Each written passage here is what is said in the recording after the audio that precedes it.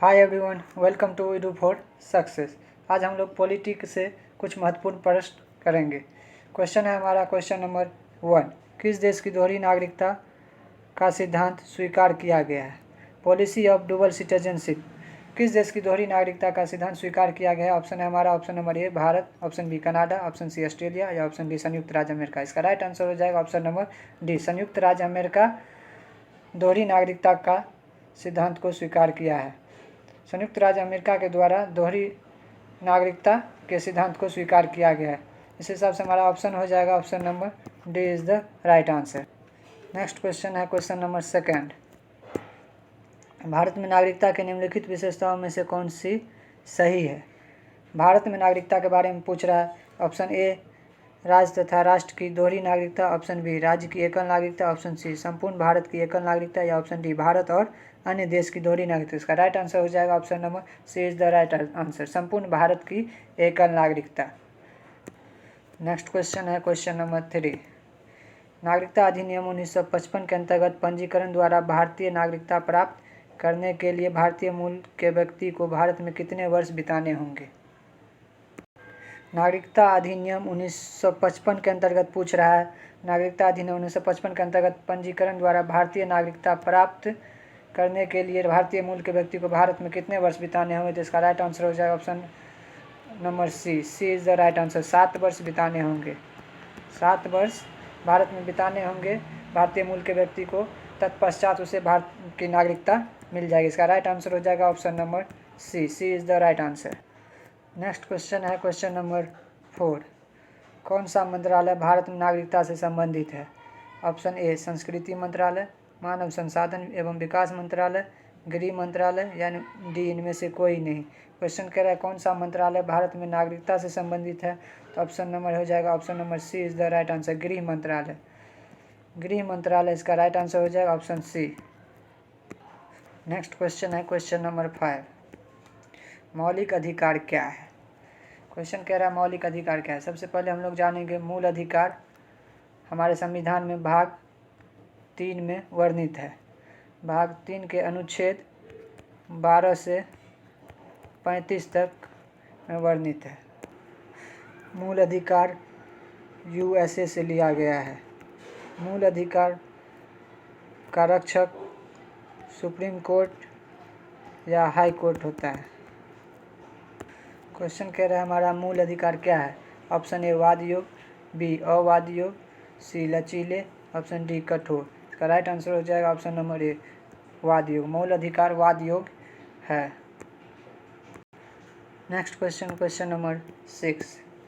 भारत के सर्वोच्च न्यायालय ने संविधान की मूल संरचना का सिद्धांत किस मुकदमे में किया है? क्वेश्चन कह रहा है हमारा भारत के सर्वोच्च न्यायालय ने संविधान की मूल संरचना सिद्धांत का प्रतिपादन किस मुकदमे में किया है?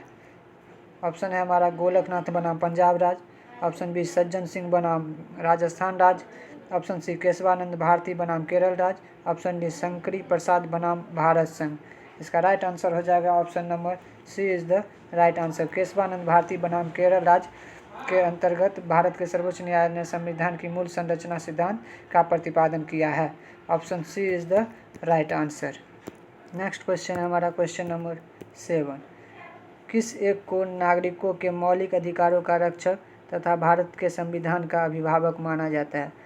मतलब कह रहा है क्वेश्चन कह रहा है निम्नलिखित में से किस एक को नागरिकों के मौलिक अधिकारों का रक्षक तथा भारत के संविधान का अभिभावक माना जाता है?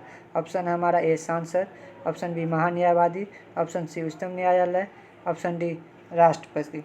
इसका राइट आंसर हो जाएगा option number C is the right answer. उच्चतम न्यायालय को नागरिकों के मौलिक अधिकार का रक्षक तथा भारत के संविधान का अभिभावक माना जाता है। नेक्स्ट क्वेश्चन है हमारा क्वेश्चन नंबर 8।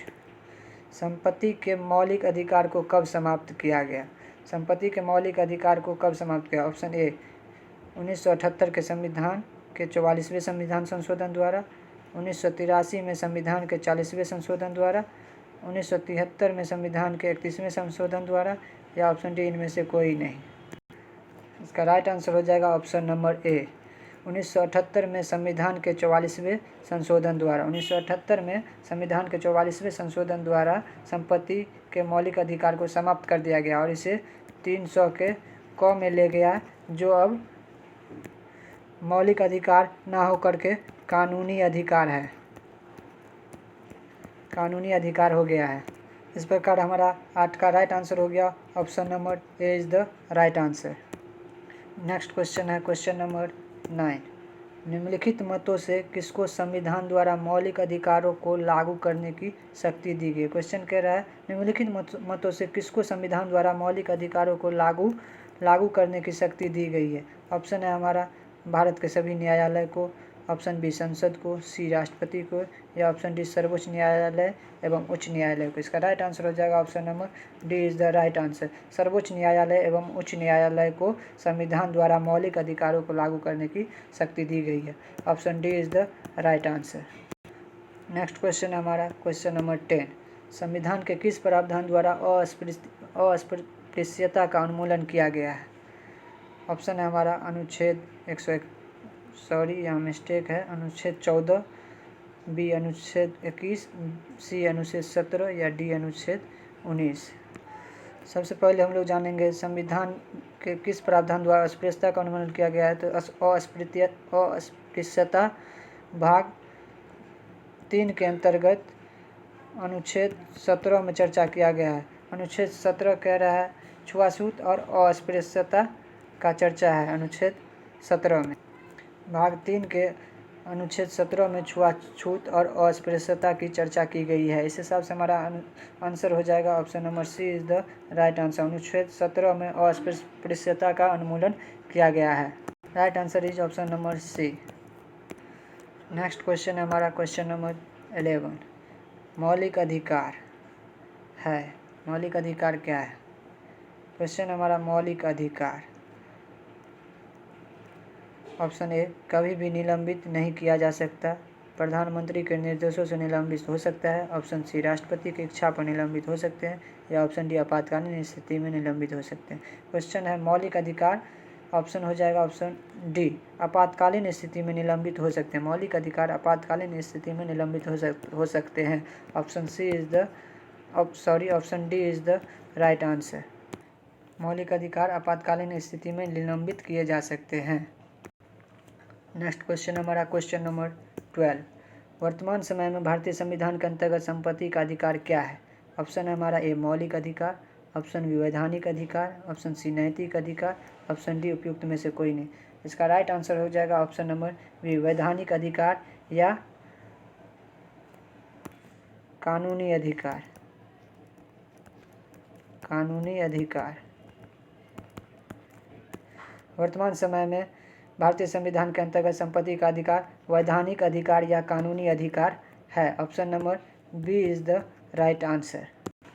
नेक्स्ट क्वेश्चन हमारा क्वेश्चन नंबर 13।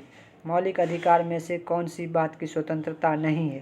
क्वेश्चन कह रहा है स्वतंत्रता नहीं है, मौलिक अधिकार में कौन सी बात की स्वतंत्रता नहीं है। ऑप्शन ए हड़ताल करने की आज़ादी, ऑप्शन बी विचार व्यक्त करने की आज़ादी, ऑप्शन सी शांतिपूर्वक प्रदर्शन करने की आज़ादी, ऑप्शन डी धरना देने की आज़ादी। सबसे पहले हम लोग समझेंगे मौलिक अधिकार के अंतर्गत किन किन बातों की स्वतंत्रता दी गई है।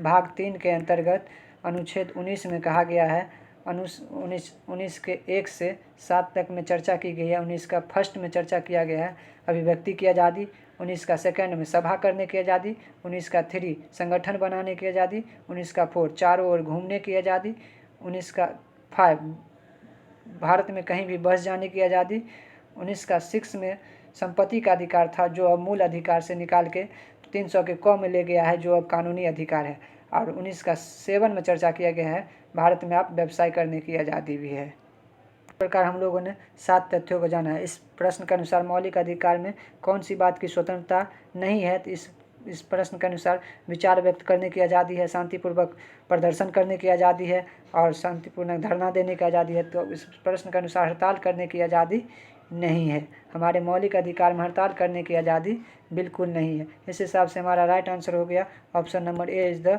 Right answer. नेक्स्ट क्वेश्चन है हमारा क्वेश्चन नंबर 14। निम्नांकित में से किन्हें सर्वोच्च न्यायालय ने मौलिक अधिकार के रूप में मान्यता दिया है। क्वेश्चन कह रहा है हमारा निम्नलिखित में से किन्हें सर्वोच्च न्यायालय ने मौलिक अधिकार के रूप में मान्यता दिया है। ऑप्शन ए आवास का अधिकार, ऑप्शन बी विदेश यात्रा का अधिकार, ऑप्शन सी समान कार्य के लिए समान वेतन का अधिकार, या ऑप्शन डी ए और बी। अभी हम लोगों ने जाना किस किस बातों की स्वतंत्रता हमारे संविधान के मूल अधिकार के अंतर्गत दिया गया है। इसके हिसाब से हम क्वेश्चन का ऑप्शन आवास का अधिकार A, option number B is the विदेश का यात्रा का अधिकार हमारा मौलिक अधिकार है। समान कार्य के लिए समान वेतन का अधिकार हमारा मौलिक अधिकार नहीं है। समान कार्य के लिए समान वेतन का अधिकार हमारा नैतिक अधिकार है। समान कार्य के लिए समान वेतन का अधिकार की चर्चा हमारे संविधान के भाग 4 के राज्य के नीति निर्देशक तत्व के अंतर्गत किया गया है। इस हिसाब से इसका राइट आंसर हो जाएगा option number D is the right answer.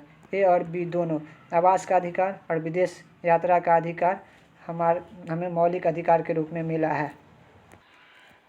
Next प्रश्न है क्वेश्चन नंबर 15, जो आज का हमारा लास्ट क्वेश्चन है।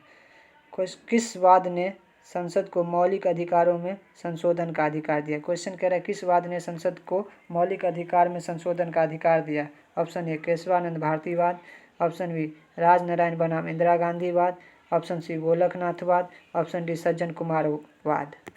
इसका राइट आंसर हो जाएगा केशवानंद भारती वाद ने संसद को मौलिक अधिकार में संशोधन का अधिकार दिया है। केशवानंद भारती वाद के बाद मौलिक अधिकार में संशोधन का अधिकार संसद को दिया गया है। इसका राइट आंसर हो जाएगा option number A is the right answer.